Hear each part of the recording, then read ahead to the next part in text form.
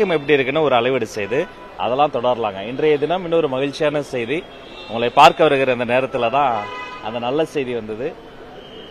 எங்களுடைய தமிழ்நாடு அரசு பள்ளிகளில் பள்ளிக்கல்வித்துறையில் கடந்த ஆண்டை விட இந்த ஆண்டு மாணவர் எண்ணிக்கை அதிகரித்திருக்கிறது.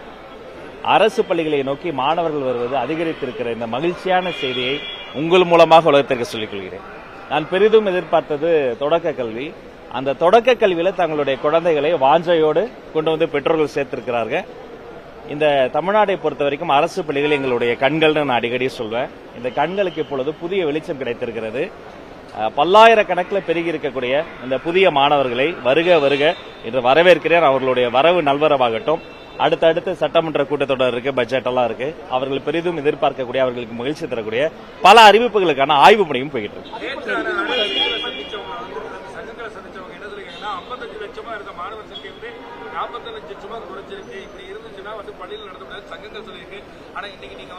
பழைய டேட்டா இன்னைக்கு காலையில தான் புதிய டேட்டா எக்ஸாக்டா வந்திருக்கு. இன்னும் அது அதிகரிக்கும்.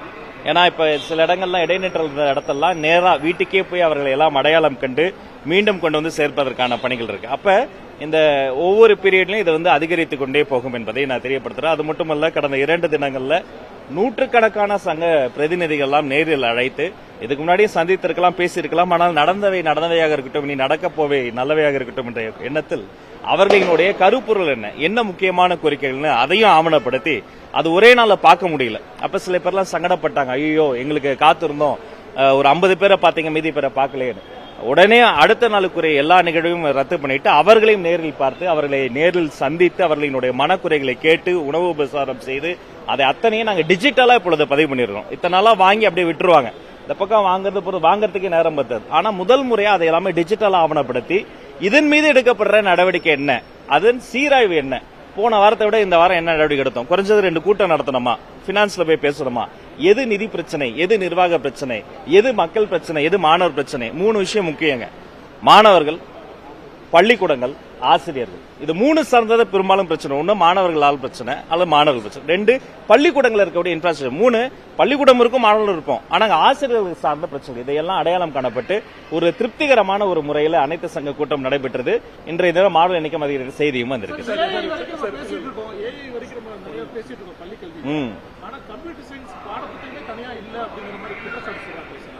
கம்ப்யூட்டர் சயின்ஸை பொறுத்த வரைக்கும் கணினி பயிற்றுனர்களுக்காக பல்வேறு விஷயங்கள் இதற்கு முன்னாடி முன்னெடுத்திருக்கிறாங்க. அதை அவங்க தொடராம விட்டுட்டாங்க. மற்ற மாநிலங்களை ஒப்பீடு செய்கிற பொழுது நம்ம கல்வியில் முன்னோக்கி இருந்தாலும் வெறும் பாட புத்தகம் மட்டும் கிடையாது, அந்த அப்ரோச்சே மாறுது. ஆர்டிபிஷியல் இன்டெலிஜென்ஸ் மட்டும் கிடையாது. ஏற்கனவே குறிப்பிட்டத மாதிரி அவர்கள் அந்த ஏஐ எப்படி பயன்படுத்துறது, ப்ராம்ப்டிங் ரொம்ப முக்கியங்க. அதை கரிக்குலம் கமிட்டியில நான் வலியுறுத்தி இருக்கிறேன். கரிக்குலம் கமிட்டி வேகமாக வேலை செய்யறாங்க. அடுத்தடுத்து 3ஆம் வகுப்பு வரைக்கும் எப்படி டெக்ஸ்ட் புக்கை நம்ம டிஸ்ட்ரிபியூட் பண்ணமோ அதே மாதிரி கம்ப்யூட்டர் சயின்ஸுக்கு தனி புக்கை எல்லாத்துக்குமே நம்ம கொண்டு வரலாம். 6th ஸ்டாண்டர்ட்ல இருந்தே கொண்டு வரலாங்கிறத நாங்க பரிசீலித்து சீக்கிரம் முடிவு சொல்லுவோம். அதை நாங்க கவனத்தில் எடுத்துக் கொண்டு இருக்கிறோம். எஸ், நான் இத்தனை முறை சொல்லியும் அவர்களுக்கு இந்த லீக்கேஜ்னு சொல்லப்படுற அந்த லஞ்ச லாவணிலாம் ஒழித்து கட்டியும் எல்லாம் முறைப்படி இருந்தாதான் சான்று, நீங்க முறை தவறி எதுக்குமே யாருக்குமே ₹1 தர வேண்டாம்னு சொல்லியும் அப்படி பல கோடி ரூபாய் லஞ்சம் வாங்குவதற்கு உறுதுணையாக இருந்த திமுகவினுடைய மாநில பதவியில் இருந்த இடைத்தரகர்லாம் கைது செய்தோம். இனி ₹1 கூட யாரும் லஞ்சம் தராதீங்கன்னு சொல்லியும் அதற்கு பதிலாக ஃபீஸை டிரான்ஸ்பரண்டா போடுங்கன்னு சொல்லியும் நிறைய இடங்கள்ல இருந்து அப்படி செய்யலன்ற தகவல் வந்தது. அதனால மாண்புமிகு முதல்வர் அவர்கள் அனுமதி பெற்று இதை கண்காணிக்க ஓய்வு பெற்ற நீதிபதி உட்பட கல்வியாளர்கள் சேர்த்து இந்த ஃபீஸை கண்காணிப்பதற்காக, ஃபீஸ் ஸ்ட்ரக்சர் ஒழுங்கா ஃபாலோ பண்ணுறதுக்காக ஒரு சிறப்பு கமிட்டி அமைக்கப்படும் என்பதையும் இந்த மூலமா நான் தெரியாது.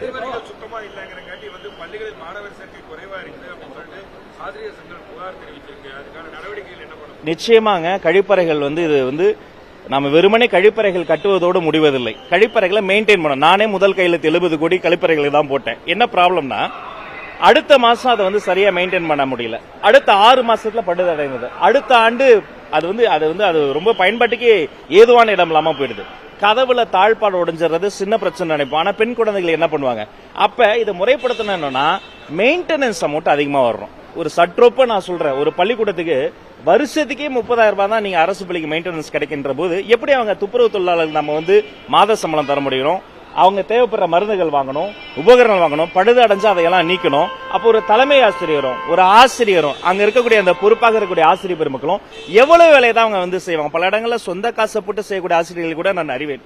இப்ப மாண்புமிகு முதல்வர்களின் அனுமதி பெற்று இந்த மெயின்டெனன்ஸ் சார்ஜ் அதிகப்படுத்தி இன்னும் தீவிரப்படுத்தி ஒரு கழிப்பறை வந்து எந்த அளவுக்கு முக்கியம்னா வகுப்பறையே இல்லாத ஒரு கழிப்பறை இருக்கு பாருங்க, அதுக்கு கூட ஒரு பயன் இருக்கு. எல்லாரும் பொது கழிப்பிடமா யூஸ் பண்ணலாம். ஆனா கழிப்பறையே இல்லாத வகுப்பறைக்கு எந்த பயனுமே கிடையாது. மாணவர்கள் அந்த இயற்கை உபாதையை கழிக்க வேண்டும். அதற்குண்டான அறிவிப்பு விரைவில் வருங்கிறது தெரியும். நன்றி.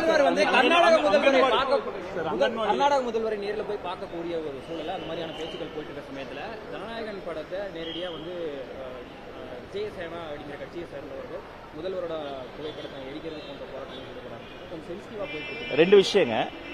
மாண்புமிகு தமிழ்நாடு முதல்வர் சி ஜோசப் விஜய் அவர்கள் எங்கு கலந்து கொள்வார், என்ன செய்வார் என்பதை அவருடைய அலுவலகம் அவரே அறிவிப்பார். வேறு யாரு சொல்வதும் உறுதி செய்த தகவல் கிடையாது. உறுதி செய்யாத ஸ்பெகுலேஷன் கொடுத்து நம்ம கருத்து சொல்ல வேண்டும். ரெண்டாவது, இது இரு மாநில சம்பந்தப்பட்ட ஒரு சென்சிட்டிவான ப்ராப்ளம். ஒரு திரைப்படத்தை குறித்து அந்த திரைப்படத்தினுடைய ப்ரொடியூசர் இருக்காரு, அந்த திரைப்படத்தினுடைய கலைஞர் இருக்காங்க, அவங்க பேசுவாங்க. நான் பள்ளிக்கல்வித்துறை சார்பாக 2 நாட்கள் பல நிகழ்ச்சிகள் வைத்திருக்கிறேன். அதனால வேறொரு சந்தர்ப்பத்தை பற்றி பேசுவோம். இது சென்சிட்டிவ் ப்ராப்ளம். இதுல நம்ம வந்து அவசரப்பட்டு ஒரு விஷயத்தை நம்ம சொல்லி எந்த மாநில மக்களும் காயப்படுத்தக்கூடாது. முதல்வர் எங்க போறாரா இல்லையாங்கிறது முதல்வரே அறிவிப்பார். நன்றி.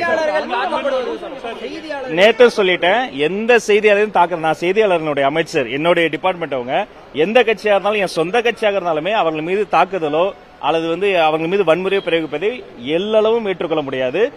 அந்த உண்மைத்தன்மையை விசாரிக்க சொல்லியிருக்கிறேன். அதன் பிறகு கட்சி ரீதியாக அவர்கள் மீது நடவடிக்கை எடுக்கப்படும்.